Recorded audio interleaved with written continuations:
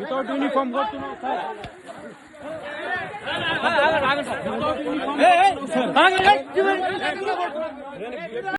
ఈరోజు ఎల్గొండ కాలనీ దగ్గర ఒక యాక్సిడెంట్ అయింది.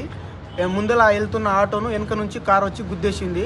ఆటో అతనికి బాగా సీరియస్ అయినప్పుడు మేము ఇక్కడ వచ్చి నాగర్ కర్నూలు గవర్నమెంట్ హాస్పిటల్ వచ్చి అడ్మిట్ చేసినాము.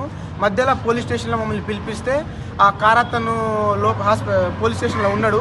అక్కడ వచ్చి మేము అక్కడికి వెళ్ళినాక ఆ కార్ అతను బిజినపల్లి లోకల్ వాళ్ళు తోలుకుపోతుంటే మేము వచ్చి సార్ జస్ట్ ఇతన్ని డ్రంక్ అండ్ డ్రైవ్ టెస్ట్ చేయండి, బ్రీత్ అనాలిసిస్ టెస్ట్ చేసి తోలుకుపోండి, రేపు మాట్లాడుకుందామని మేము కూడా అంటే కానిస్టేబుల్ ఉండి రిపోర్టర్ ఆయన ఏమంటారు ఆయన ఫస్ట్ ఎఫ్ఐఆర్ రాసే సార్ ఉండి వద్దు అట్లా వద్దు మేము రేపు మాట్లాడుకుంటామని పంపిస్తుంటే మేము అడిగినాం క్యాండిడేట్ ఎందుకు అట్లా వెళ్తున్నారు మీరు అంటే మేము ఎస్ఐతో మాట్లాడినాం, ఏఎస్ఐతో మాట్లాడినాం, మేము తోలుకోపోతాం రేపు చూసుకుంటామని వాళ్ళు అంటుంటే మేము ఉండి జస్ట్ ఇట్లా అడినాం మీరు తోలుకోపోండి పర్వాలేదు ఏం ఇబ్బంది లేదు కానీ బ్రీత్ అనాలిసిస్ టెస్ట్ చేసినాక తోలుకుపోండి అని చెప్తే దానికే కానిస్టేబుల్ వచ్చి ఎస్ఐ సార్ని పిలిపిస్తే ఎస్ఐ సార్ వచ్చి మమ్మల్ని బండ బూతులు తిట్టి ఎస్ఐ చెప్తుంటే కూడా మీరు వినరా అని చెప్పి లంజ కొడుకు మీ అమ్మందేంగా ఇట్లా లంబడి కొడుకులారా మీరు ఎందుకు వచ్చి స్టేషన్లో వచ్చి మా మీద దాడి చేస్తారని చెప్పి మేము ఏం అనకముందే మమ్మల్ని వచ్చి యూనిఫామ్ లేకుండానే వచ్చి మమ్మల్ని కొట్టి మమ్మల్ని స్టేషన్ నుంచి పంపించి మా బండి గుంజుకొని మా మీదనే కేసు పెడతా అని చెప్పి మమ్మల్ని భయభ్రాంతులకు గురి చేస్తున్నాం, మమ్మల్ని భయపెడుతున్నాడు.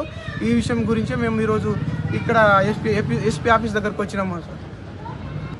ఎస్ఐ సార్ కూడా వాళ్ళు పిలిపిస్తే ఎస్ఐ సార్ వచ్చింది కూడా నార్మల్గా యూనిఫామ్లో రాకుండా బనీల్ మీద అండర్వేర్ బనీల్ మీద అందరు డ్రైవర్ మీద వచ్చి మమ్మల్ని కొట్టి మమ్మల్ని ఎవరంటే మమ్మల్ని బండ బూతులు తిట్టిండు, లంచా కొడుకులారా మీ అమ్మందేం కానీ బండ బూతులు తిట్టుకుంటూ మమ్మల్ని కొట్టి పంపించేసిండు అక్కడ నుంచి.